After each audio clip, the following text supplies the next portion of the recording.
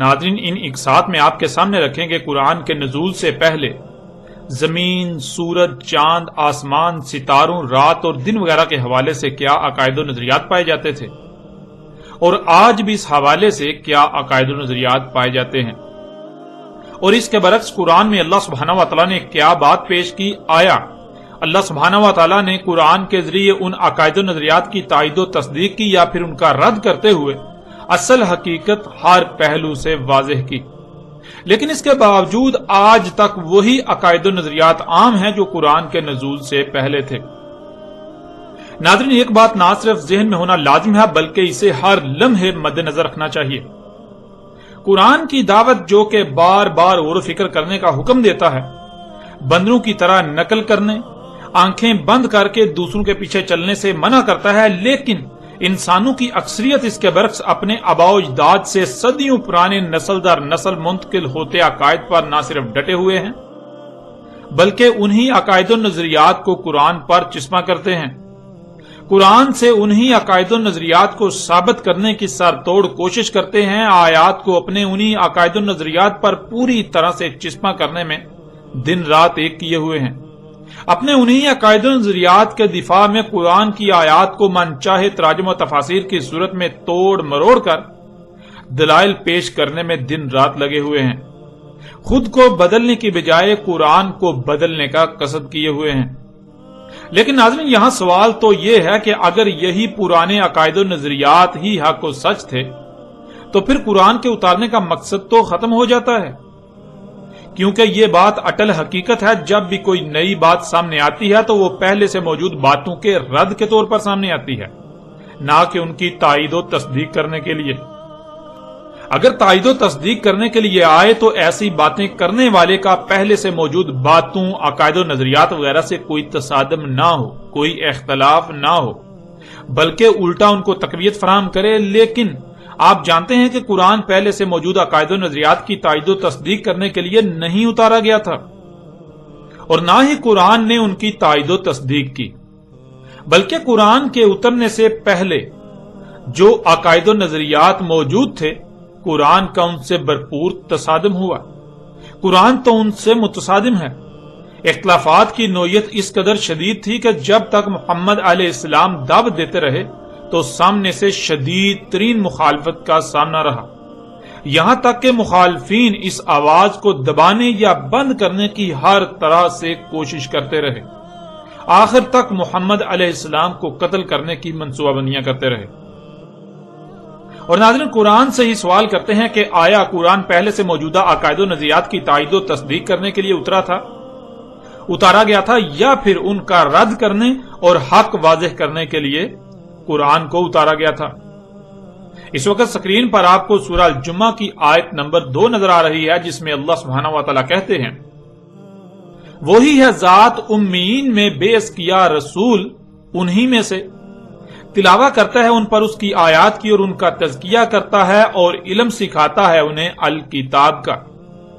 اور حکمت سکھاتا ہے، اگر تھے اس سے پہلے ہر لحاظ سے کھلم کھلا گمراہی میں۔ ناظرین، آیت کے آخری حصے میں اللہ سبحانہ وتعالی نے یہ بات بالکل کھول کر واضح کر دی کہ اگر تھے اس سے پہلے کھلم کھلا ہر لحاظ سے گمراہی میں، یعنی اگر وہ ہر لحاظ سے کھلم کھلا گمراہی میں نہ ہوتے تو اللہ سبحانہ و تعالی اپنا رسول بیعث نہ کرتا،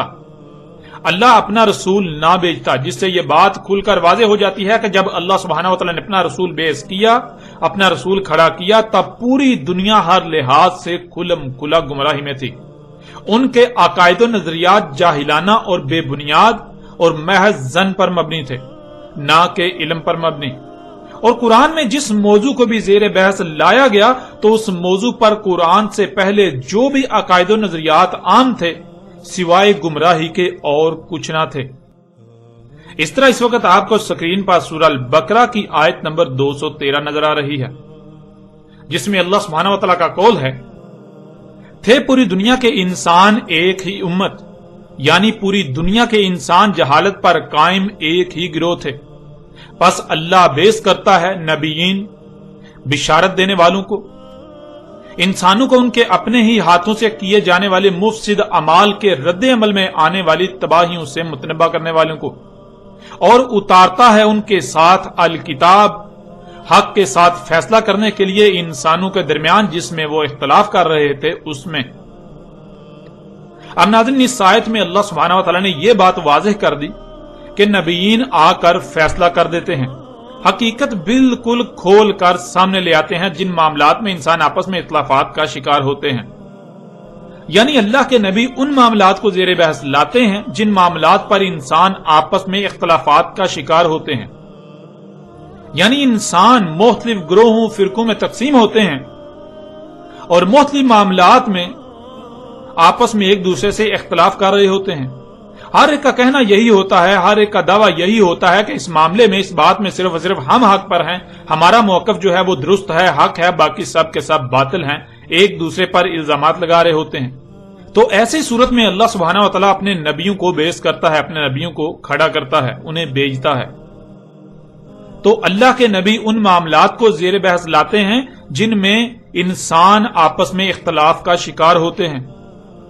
اللہ کے نبی ان معاملات کی حقیقت کیا ہے، حقائق کو بالکل کھول کھول کر سامنے لاتے ہیں۔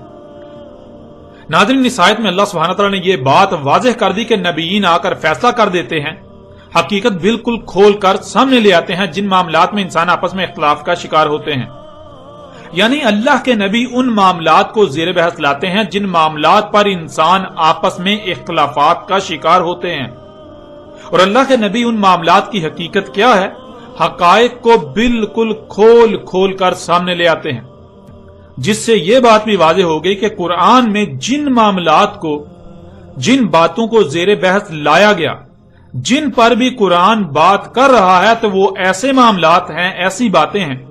جن پر اس وقت کے لوگ یا آج کے لوگ یا ہر وقت کے لوگ آپس میں اختلافات کا شکار تھے یا ہیں، اور ہر کوئی حق کا دعوے دار ہے اور دوسرے کو باطل کہہ رہا تھا اور باطل کہہ رہا ہے۔ لیکن قرآن ان کے برعکس، قرآن ان سب کے سب گروہوں فرقوں کے برعکس ان معاملات کی حقیقت کو بیان کرتا ہے۔ قرآن میں ان کے برعکس حقیقت کو بیان کیا گیا۔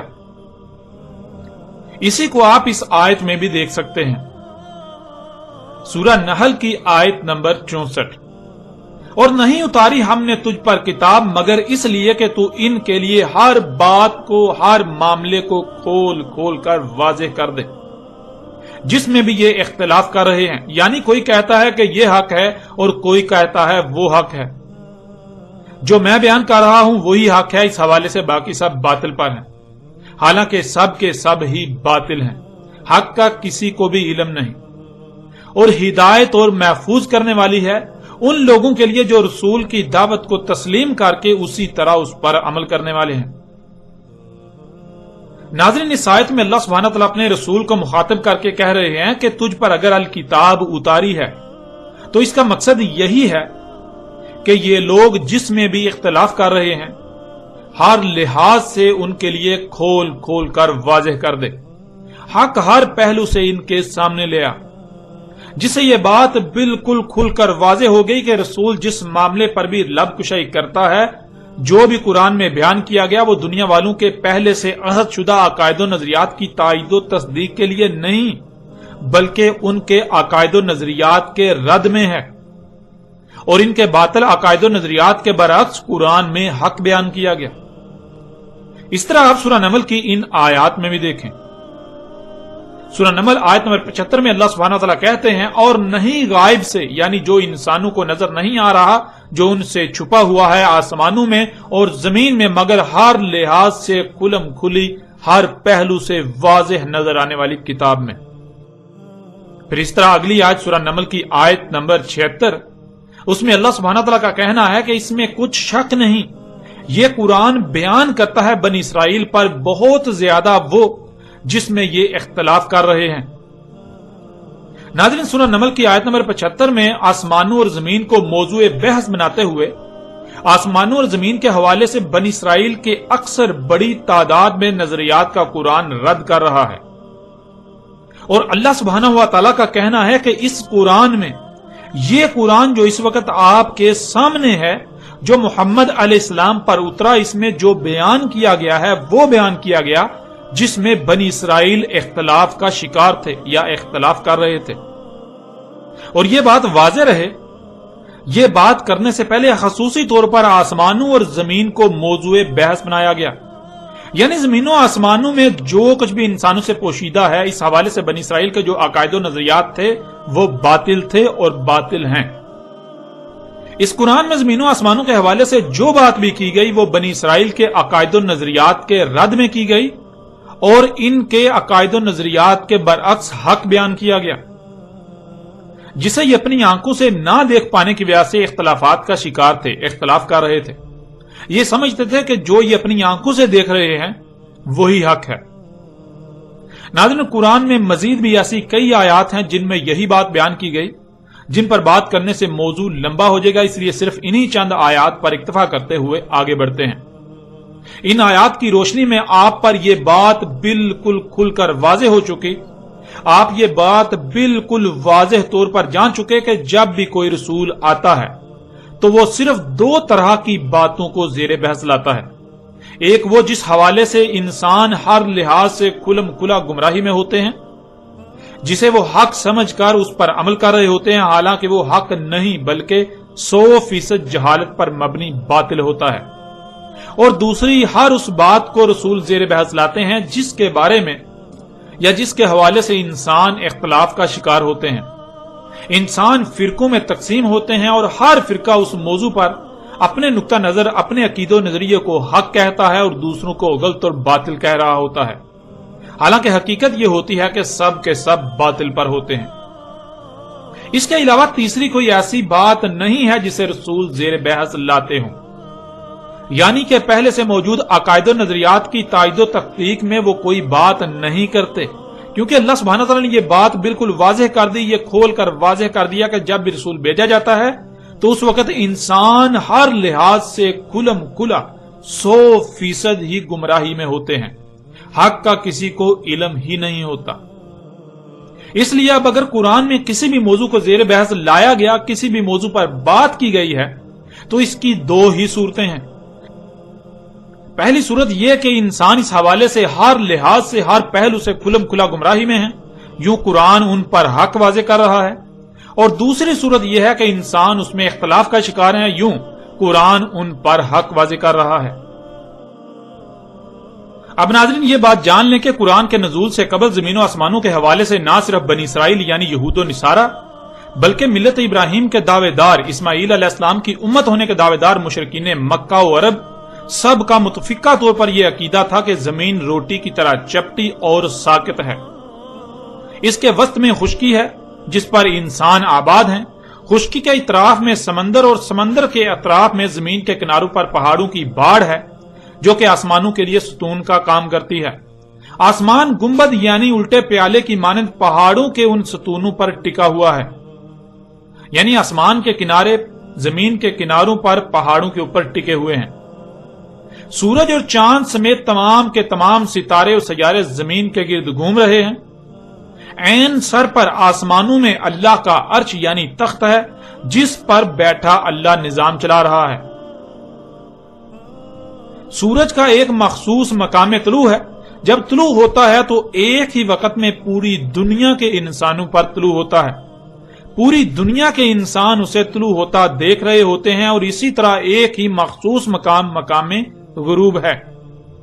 ایک ہی وقت میں پوری دنیا کے لوگوں پر غروب ہو جاتا ہے. رات بھر سورج چھپا رہتا ہے، وہ رات کو اللہ کے عرش کے عین نیچے جا کر سجدہ کرتا ہے، پھر صبح مشرق سے اسی طرح طلوع ہوتا ہے. سورج مشرق سے مغرب کی طرف سفر کرتا ہے. اس کے علاوہ ان کا یہ بھی عقیدہ تھا کہ چاند بھی سورج کی طرح روشن ہے، یعنی چاند سیارہ نہیں بلکہ ستارہ ہے، روشنی چاند کی اپنی ہے. ناظرین، یہ نظریہ، یہ عقیدہ اس وقت نہ صرف بنی اسرائیل جو کہ یہود و نصارہ تھے ان کا تھا، بلکہ مشرکین عرب کا بھی یہی عقیدہ تھا. سب کے سب میں یہ نظریہ مذہبی عقیدے کی حیثیت رکھتا تھا، اور اس عقیدے کے خلاف وہ ایک لفظ بھی سننے کو تیار نہ تھے. اس عقیدے کے خلاف ایک لفظ بھی وہ اپنے مذہب کے خلاف اعلان جنگ تصور کرتے، بالکل ایسے ہی جیسے آج اگر کوئی نئی بات سامنے آئے جو پہلے سے موجود عقائد و نظریات کے خلاف ہو تو اسے اسلام کے خلاف سازش و نظریاتی جنگ قرار دیا جاتا ہے۔ ناظرین، اس عقیدے کے خلاف اس لیے ایک لفظ بھی وہ سننے کو تیار نہ تھے، کیونکہ اگر اس عقیدے کا رد ہو جاتا تو پھر خود بخود ان کے اس عقیدے کا بھی رد ہو جاتا کہ اللہ آسمانوں کے اوپر عرش نامی ایک تخت پر بیٹھا سارا نظام چلا رہا ہے۔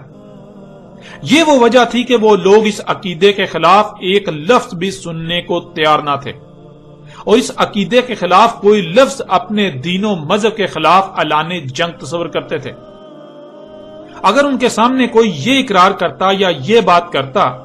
یہ کہتا کہ اللہ آسمانوں میں عرش کے اوپر نہیں ہے، یعنی آسمانوں میں کوئی تخت پڑا ہوا ہے اور اس کے اوپر اللہ بیٹھا ہوا ہے، ایسی حقیقت نہیں ہے، تو وہ لوگ اسے قتل کر دیتے۔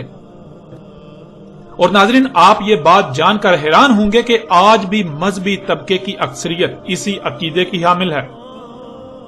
یہی عقیدہ رکھتی ہے، یعنی وہی عقیدہ رکھتی ہے جو اس وقت بنی اسرائیل، یہود و نصارہ اور مشرکین عرب کا تھا۔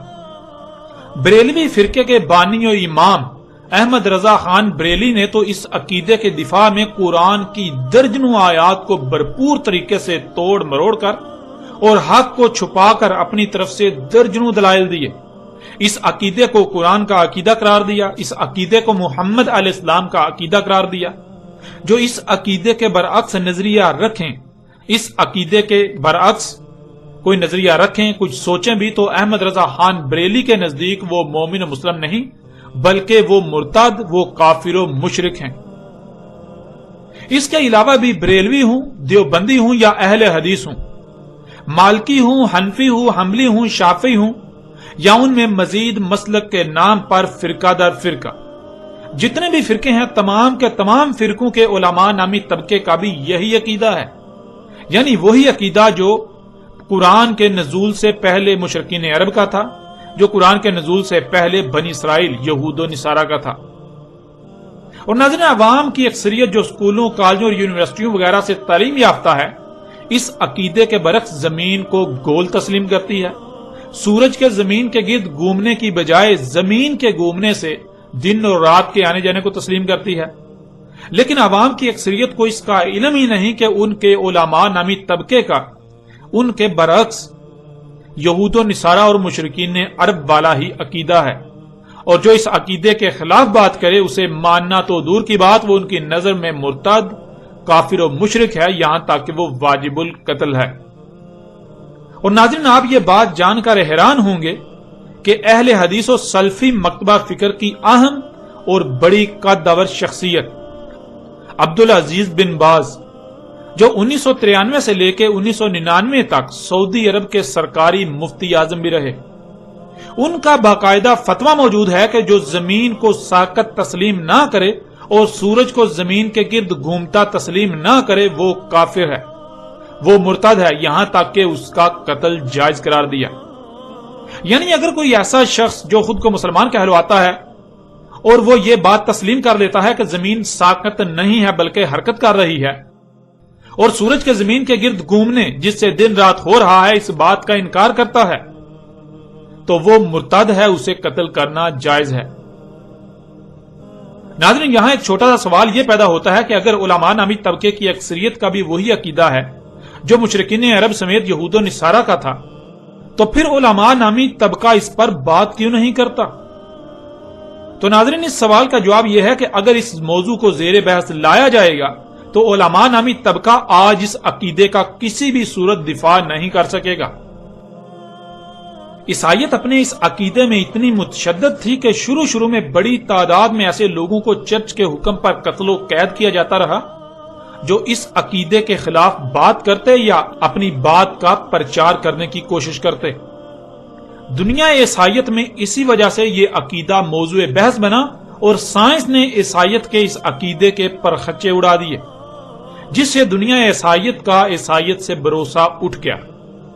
آج اہل مشرق یورپ و مغرب کو عیسائی سمجھتے ہیں اور کہتے ہیں، لیکن مغربی دنیا کو اس بات کا علم ہی نہیں کہ عیسائیت کس چڑیا کا نام ہے۔ سائنس نے عیسائیت کی جڑ ہی کاٹ کر رکھ دی۔ اور یہی وجہ ہے جس وجہ سے خود کو مسلمان کہلوانے والے اس کو موضوع بحث نہیں بناتے، اس کو زیر بحث لا کر حق پہچاننے کی بجائے اس موضوع پر بالکل بات نہیں کی جاتی، کیونکہ انہیں خوف ہے، انہیں یہ ڈر ہے کہ آج پوری دنیا اپنی آنکھوں سے حق کو دیکھ رہی ہے، اگر اسے موضوع بحث بنایا جائے گا، زیر بحث لایا جائے گا تو یہ اپنے صدیوں سے نسل در نسل منتقل ہونے والے عقیدے کا دفاع نہیں کر سکیں گے۔ یوں اس کا نقصان یہ ہوگا کہ جو آج تک سورج کے مغرب سے طلوع ہونے کا مطلب یہ کہ سورج الٹا گھومنا شروع کر دے گا، اس عقیدے کی بھی بنیاد ختم ہو جائے گی، لوگ اس پر بھی سوالات اٹھانا شروع کر دیں گے، جس کا جواب علماء آدمی طبقے کے پاس نہیں، لہٰذا انہوں نے اسی میں عافیت سمجھی کہ اس موضوع کو زیر بحث لانے کے بجائے اسے دبا دیا جائے، اسے زیر بحث لایا ہی نہ جائے اور نہ ہی ان کے باقی جھوٹ فاش ہوں، یوں اکثریت اندھوں کی طرح ان کے پیچھے چلتی رہے۔ اب ناظرین یہ بات جان لیں کہ اگر تو یہ عقیدہ و نظریہ سچا تھا تو قرآن کو اس حوالے سے بالکل خاموش رہنا چاہیے تھا، اور خاموش رہنا چاہیے، کیونکہ جس موضوع پر بھی قرآن بات کرے تو اس کا مطلب ہے کہ اگر پہلے اس موضوع کے حوالے سے کوئی نظریات و عقائد یا رائے پائی جاتی ہے تو وہ بالکل بے بنیاد، باطل اور غلط ہے۔ اس کے برعکس قرآن حق بیان کر رہا ہے۔ اس لیے اگر تو قرآن سورج، چاند، زمین، طلوع و غروب، دن اور رات وغیرہ کے حوالے سے خاموش ہے تو اس کا مطلب یہود و نصارہ ہوں یا مشرکین عرب یا پھر اس عقیدے کے حامل خود کو مسلمان کہلوانے والے، سب کے سب اپنے اس عقیدے میں سچے تھے اور سچے ہیں۔ لیکن اگر قرآن ان موضوعات پر بات کرتا ہے تو اس کا مطلب کہ ان کے عقائد بے بنیاد اور باطل ہیں، اور قرآن ان کے باطل عقائد کی نفی کرتے ہوئے حق سامنے لا رہا ہے۔ جیسے ہی ہم آگے بڑھیں گے تو آپ پر واضح ہو جائے گا کہ قرآن میں اللہ سبحانہ و تعالیٰ نے اس عقیدے کا نہ صرف ہر پہلو سے رد کیا بلکہ اس کے برعکس حق بیان کیا، اور پھر حق سامنے آ جانے کے باوجود بھی جو حق کو تسلیم کرنے کے بجائے حق سے اختلاف ہی کرتے ہیں تو اس پر بھی قرآن نے کھول کھول کر بات کی۔ اس وقت سکرین پر آپ کو سورہ بقرہ کی آیت نمبر 213 کا اگلا حصہ نظر آ رہا ہے، جس میں اللہ سبحانہ وتعالیٰ کا کہنا ہے، اور جو اختلاف کیا اس میں، یعنی جو حق ہر لحاظ سے کھول کھول کر بالکل واضح کر دیا گیا، واضح کر دیے جانے کے باوجود اسے تسلیم کر لینے کے بجائے اس میں اختلاف ہی کیا، مگر ان لوگوں نے جو انسانوں کو بشارت دینے اور متنبہ کرنے کی ذمہ داری اٹھائے ہوئے ہیں، یعنی وہ لوگ جنہیں علماء کے نام پر انبیاء کا وارث کہا جاتا ہے، اس کے بعد اختلاف کر رہے ہیں کہ ان کے پاس حق ہر لحاظ سے کھل کھل کر آ چکا، حق ہر پہلو سے واضح ہو چکا، حق ہر لحاظ سے کھل کر ہر پہلو سے واضح ہو جانے کے بعد ایک دوسرے سے ضد، حسد اور بغض کی وجہ سے اختلاف کیا۔ پھر دیکھیں ان پر حق ہر لحاظ سے کھل جانے کے باوجود نہ ماننے پر اللہ سبحانہ و تعالیٰ نے کیا کہا۔ سورہ فصلت کی آیت 53 میں اللہ سبحانہ و تعالیٰ کا کہنا ہے، ان قریب ہم انہیں دکھائیں گے ہماری آیات آفاق میں، یعنی ان مقامات میں جو آج ان کے لیے ناقابل رسائی مقامات ہیں، جہاں آج ان کی پہنچ ممکن نہیں، اور ان کی اپنی ذات میں، یہاں تک کہ خود ہی ان کے لیے بالکل کھل کر ہر لحاظ سے ہر پہلو سے واضح ہو جائے گا۔ اس میں کچھ شک نہیں، وہ حق ہے، اس میں کچھ شک نہیں، وہ سچا ہے۔ قرآن کے نزول کے وقت اللہ سبحانہ تعالیٰ نے کہا تھا کہ تم حق ہر لحاظ سے کھل جانے کے باوجود بھی حق سے اختلاف ہی کر رہے ہو، ان باتوں کو نہیں مان رہے، لیکن جان لو ان قریب ایک وقت آئے گا جب تمہاری رسائی ان مقامات تک ہوگی جہاں آج تمہاری رسائی نہیں ہے، جو مقامات آج تمہارے لیے ناقابل رسائی ہیں۔ جب وہ وقت آئے گا تو تمہیں ان موجودہ ناقابل رسائی مقامات میں اور خود تمہاری اپنی ہی ذات میں آیات دکھائی جائیں گی، تب تم مانو گے، تب تم خود ہی کہو گے کہ وہ حق ہے، وہ سچا ہے۔ یعنی آج جو تم نہیں مان رہے، لیکن جب تم یہ سب اپنی آنکھوں سے دیکھ لو گے تب تم خود اسی کو حق کہو گے جو آج ہم کہہ رہے ہیں۔ جو زمینوں آسمانوں اور جو کچھ بھی ان میں ہے، ان کے حوالے سے قرآن میں بیان کر دیا گیا۔ ناظرین، کیا وہ وقت آ چکا یا نہیں جب اللہ نے آفاق میں اپنی آیات دکھانی تھی، اور خود ان کی اپنی ذات میں، تو اس پر بھی آگے چل کر بات ہوگی۔ ناظرین، آگے بڑھنے سے پہلے یہ بات بھی یاد رکھیں کہ اس عقیدے کے حامل لوگ آج تک ایسا کرتے آ رہے ہیں کہ یہ قرآن میں اس موضوع سے متعلق آنے والی آیات کو اپنے اسی آباء و اجداد سے منتقل ہونے والے عقیدے کو سچا ثابت کرنے کے لیے تراجم و تفاسیر کی صورت میں توڑ مروڑ کر اس پر چسپاں کرتے ہیں۔ آپ غور کریں، اگر قرآن میں جتنی بھی ایسی آیات ہیں جن سے یہ لوگ اپنے نظریے کو سچا ثابت کرنے کی کوشش کرتے ہیں اور کہتے ہیں کہ دیکھو قرآن میں بھی زمین کو ساقط کہا جا رہا ہے، تو سوال یہ پیدا ہوتا ہے کہ اس وقت کے تمام مشرکین عرب و یہود و نصارہ کو تو خوشی سے اچھلنا چاہیے تھا کہ قرآن ان کے اتنے اہم اور بنیادی عقیدے کی تائید و تصدیق کر رہا ہے، لیکن کیا ایسا ہوا؟ ناظرین، اس وقت تو اس کے بالکل برعکس ہوا۔ انہوں نے قرآن کو اپنے پہلے سے عہد شدہ عقائد و نظریات کے خلاف جنگ قرار دیا، اور آج وہی مشرکین قرآن کو ہی اپنے انہی عقائد و نظریات کے دفاع میں توڑ مروڑ کر پیش کرنے کی پوری کوشش میں لگے ہوئے ہیں۔ ناظرین، قرآن کے نزول کے وقت بھی جن لوگوں کو پتا چلا، جن کے علم میں یہ بات آئی کہ قرآن ان سے اختلاف کر رہا ہے، تو انہوں نے اپنی طرف سے قرآن کے خلاف اور اپنے اس عقیدے کے حق میں، اپنے ان نظریات کے حق میں طرح طرح کے دلائل دینے کی بھرپور کوشش کی، لیکن نتیجے میں انہیں ذلت و رسوائی کا سامنا کرنا پڑا۔ بالکل ایسے ہی اللہ کو علم تھا کہ آئندہ بھی جب یہ موضوع زیر بحث لایا جائے گا تو حق کے مقابلے میں باطل اپنے حق میں دلائل دینے کی بھرپور کوشش کرے گا، حق سے اختلاف کرے گا۔ اس لیے اللہ سبحانہ و تعالیٰ نے ان کے آئندہ کیے جانے والے اعتراض کے جوابات بھی کھول کر دے دیے۔ یہ بات تو بالکل واضح ہو چکی، جس کا انکار کسی کے لیے بھی ممکن نہیں ہے کہ قرآن پہلے سے موجود عقائد و نظریات کی تائید و تصدیق کرنے کے لیے نہیں اتارا گیا، بلکہ قرآن کی ضرورت تب ہی پیش آئی جب سب کچھ حق کے برعکس ہو رہا تھا۔ اس لیے قرآن ایسے کسی نظریے و عقیدے کی تائید نہیں کرتا، بلکہ الٹا اس کے پرخچے اڑاتا ہے۔ قرآن نے زمین، سورج، چاند، دن اور رات کے آنے جانے سمیت تمام کے تمام سیاروں و ستاروں کے حوالے سے جو بات بھی کی، وہ اس وقت کے عقائد و نظریات کے نہ صرف کھلم کھلا خلاف تھی،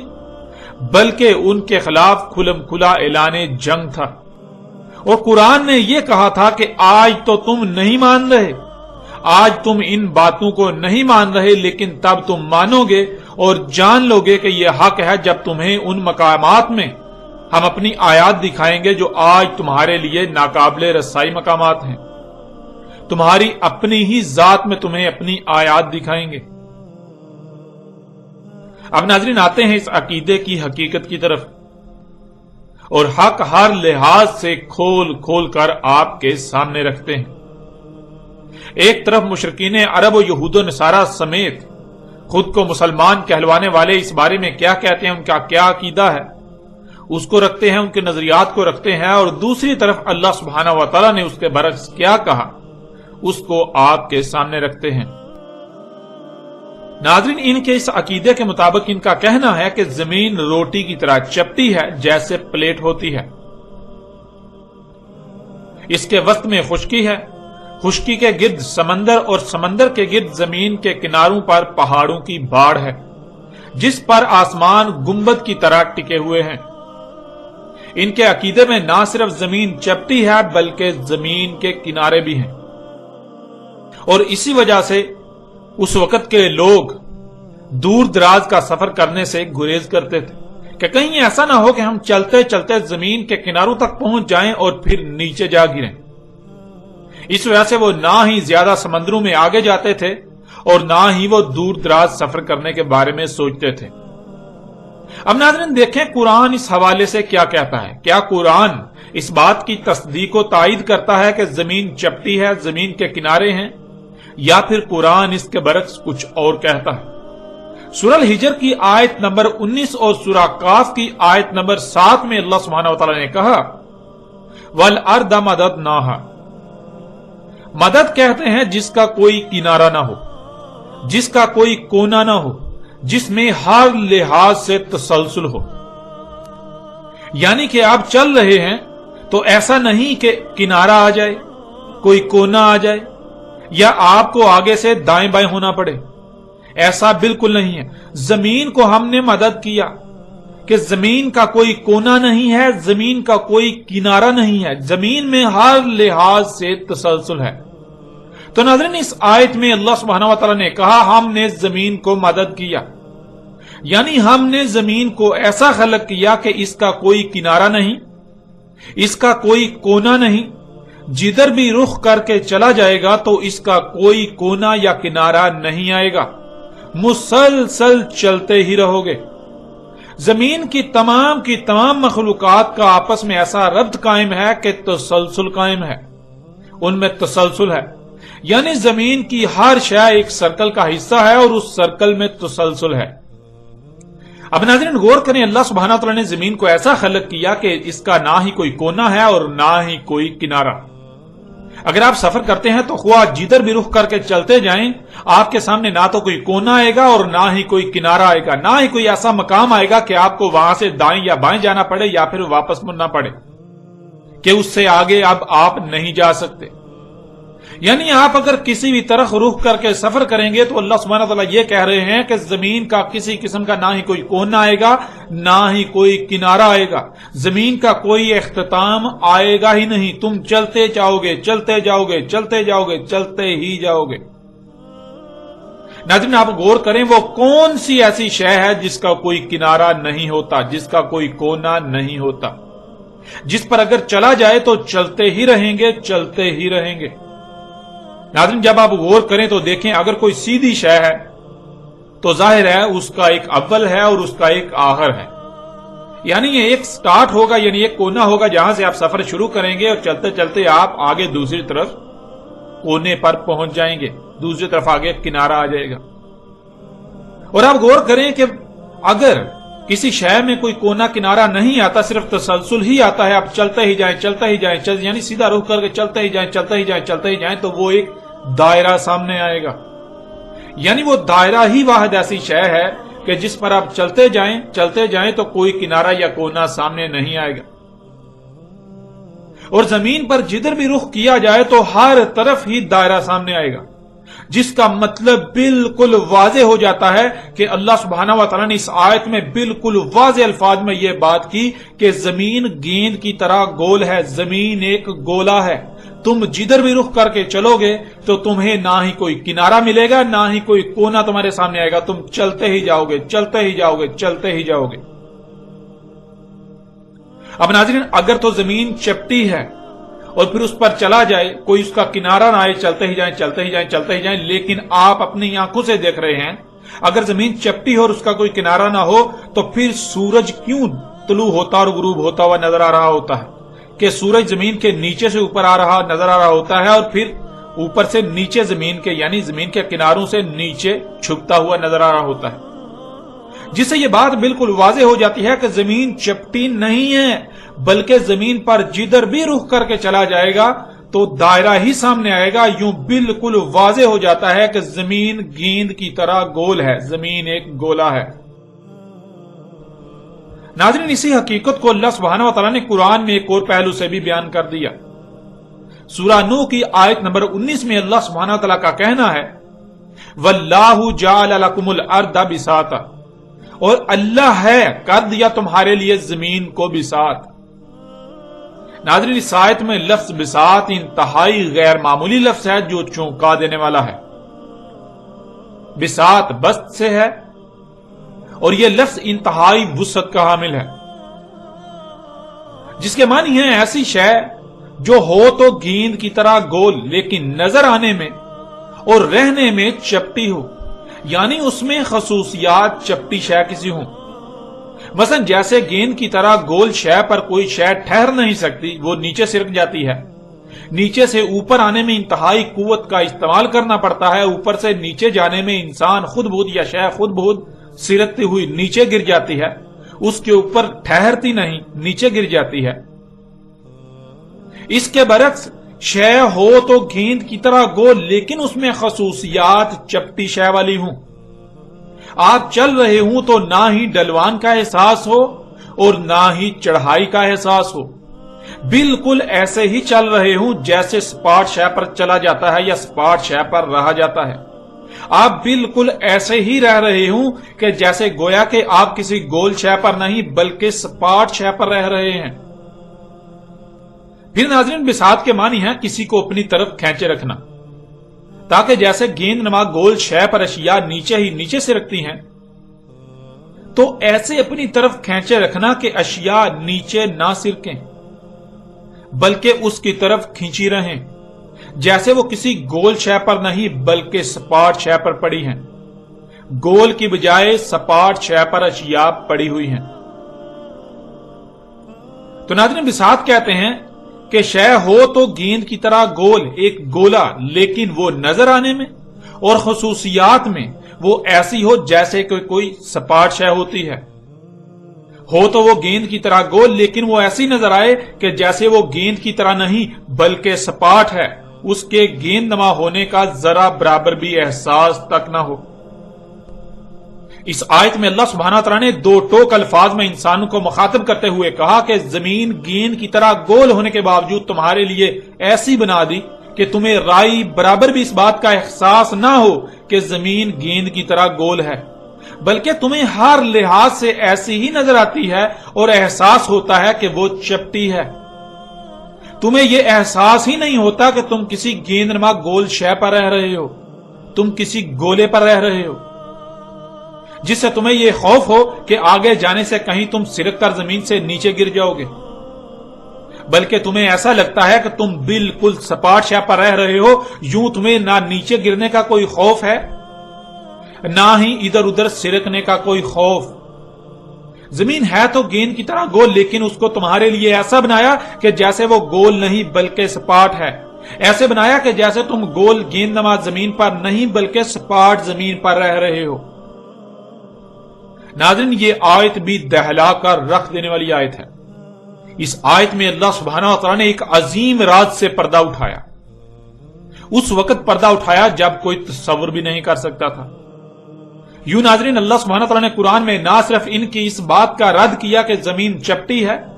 ان کے اس عقیدے کا رد کیا کہ زمین چپٹی ہے، بلکہ اس بات کا بھی رد کر دیا کہ زمین کے کنارے ہیں، زمین کے کوئی کونے ہیں، اور بالکل دو ٹوک الفاظ میں بیان کرتے ہوئے ان رازوں سے پردہ اٹھا دیا۔ اور آپ یہ حقیقت آج اپنی آنکھوں سے دیکھ سکتے ہیں، لیکن آپ اس بات پر غور کریں کہ آج تک مذہبی طبقے نے قرآن کی ان آیات کو چھپائے رکھا۔ کیا یہ سوال پیدا نہیں ہوتا کہ انہوں نے حق کو چھپا کر اپنے باطل نظریات کو قرآن پر ترجیح کیوں دی؟ اور پھر آج تک یہی کرتے چلے آ رہے ہیں، آج بھی یہی کر رہے ہیں۔ ناظرین، یہ غیر معمولی حقائق جو پوری دنیا کے انسانوں کو چونکا دینے والے ہیں کہ 14 صدیاں قبل عرب کے صحرا میں نمودار ہونے والا قرآن، اس قرآن میں اس وقت یہ غیر معمولی اور دہلا دینے والے حقائق کون بیان کر سکتا ہے؟ اس وقت نہ تو سائنسی ترقی کا کوئی نام و نشان تھا اور نہ ہی عرب طبقہ علم رکھتا تھا، بلکہ دنیا میں جہالت میں سب سے بڑھ کر عرب قوم تھی۔ پوری دنیا میں ایک عقیدہ بہت سختی سے عام تھا، اس کے خلاف سوچنا ہی بہت بڑا چیلنج تھا۔ تو ایسا کیسے ہو گیا؟ یہ دہلا کر رکھ دینے والے حقائق اس وقت اس قرآن میں کہاں سے آ گئے؟ آخر کس نے بیان کیے؟ جو بیان کرنے والا ہے وہ کون ہو سکتا ہے؟ اس وقت قرآن میں یہ غیر معمولی حقائق کہاں سے آ سکتے ہیں؟ ناظرین، بجائے یہ کہ قرآن کے ان حقائق کو سامنے لا کر دنیا میں قرآن کی غیر معمولی اہمیت و حیثیت کو منوایا جاتا اور پوری دنیا کے انسان دنیا و آخرت میں فلاح کا سودا کرتے، فرقہ در فرقہ تقسیم ہونے سے بچ جاتے، ایک دوسرے کی گردنیں کاٹنے سے بچ جاتے، بلکہ الٹا ان ملاؤں نے، اس مذہبی طبقے نے نہ صرف ان غیر معمولی حقائق کو چھپا کر اللہ کے ساتھ دشمنی کی، انسانیت کو گمراہ کیا، بلکہ قرآن کو باقی مذاہب کی طرح مذہب کے نام پر ایک مخصوص طبقے کی کتاب بنا کر رکھ دیا۔ وہ قرآن جو پوری انسانیت کی رہنمائی کے لیے اتارا گیا، اسے یرغمال بنا لیا گیا، اور پوری دنیا کے انسان یہی سمجھتے ہیں کہ یہ قرآن تو مسلمان نامی دائرے میں بند لوگوں کی مذہبی کتاب ہے، جس سے دوسروں کا کوئی لینا دینا نہیں ہے۔ علماء کے لبادے میں جو حالات نے آج تک یہی کوشش کی کہ لوگ ان کے محتاج رہیں، اور اسی بات کو اپنا مقصد بناتے ہوئے انہوں نے دن رات لوگوں پر محنت کی کہ لوگ خود سے غور و فکر نہ کریں، لوگ خود سے سوچ و بچار نہ کریں، وہ اندھوں کی طرح ان کے پیچھے چلتے رہیں، اور نہ ہی ان کا دجل لوگوں پر چاک ہو۔ ظاہر ہے جب لوگ غور و فکر نہیں کریں گے، لوگ اپنی عقلوں کا استعمال نہیں کریں گے، بندروں ہی کی طرح، اندھوں کی طرح ان کے پیچھے چلیں گے، تو ظاہر ہے ان کے دجل کیسے چاک ہوں گے؟ اور اگر لوگ غور و فکر کریں گے تو پھر ان ملاؤں کا دجل بھی چاک ہو جائے گا، ان انسانیت کے دشمنوں کا دجل کھل کر انسانوں پر واضح ہو جائے گا۔ یوں ناظرین، اس مذہبی طبقے نے، ان ملاؤں نے، خواہ وہ یہودی ربی ہوں، خواہ وہ لاما ہوں، خواہ وہ عیسائی راہب ہوں، عیسائی پادری ہوں، خواہ وہ ہندو پنڈت ہوں، یا پھر مسلمانوں کے مذہبی علماء، یا جتنے بھی ایسے لوگ ہیں، انہوں نے اسی بات کے اوپر فوکس کیا، اسی کو اپنا مقصد بنائے رکھا کہ خود سے غور و فکر نہیں کرنا، اپنی عقل کا استعمال نہیں کرنا، غور و فکر نہیں کرنا۔ حالانکہ قرآن بار بار ایک ہی بات پر زور دیتا ہے کہ کسی کے بھی پیچھے اندھوں کی طرح مت چلو، بلکہ خود سے غور و فکر کرو۔ لیکن یہ لوگ قرآن کے برعکس یہ کہتے ہیں کہ خود سے غور و فکر کرو گے تو گمراہ ہو جاؤ گے، بلکہ آنکھیں بند کر کے اپنے آباء و اجداد کے ہی پیچھے چلو۔ جو آباء و اجداد سے چلا رہا ہے اس کے خلاف ایک لفظ بھی مت سوچنا، اور اگر کوئی ایسا کرتا ہے تو اس پر فتووں کی برمار کر دی جاتی ہے، اس پر فتووں کی بوچھاڑ کر دی جاتی ہے۔ اس کے خلاف سب کے سب ایک ہی صف میں کھڑے ہو کر محاذ کھول دیتے ہیں،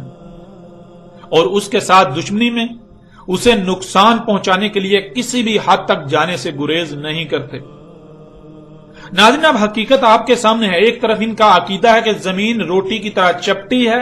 اور اس کے کنارے ہیں، اور ان کے برعکس اللہ سبحانہ وتعالی نے قرآن میں بالکل واضح کر دیا، دو ٹوک الفاظ میں یہ راز کھول کر رکھ دیا کہ زمین چپٹی نہیں بلکہ زمین گیند کی طرح گول ہے، زمین ایک گولا ہے جس کے کوئی کنارے نہیں ہیں۔ ناظرین، بڑھتے ہیں آگے اور اس عقیدے کے حوالے سے ان کے مزید کیا نظریات ہیں ان پر بھی روشنی ڈالتے ہیں۔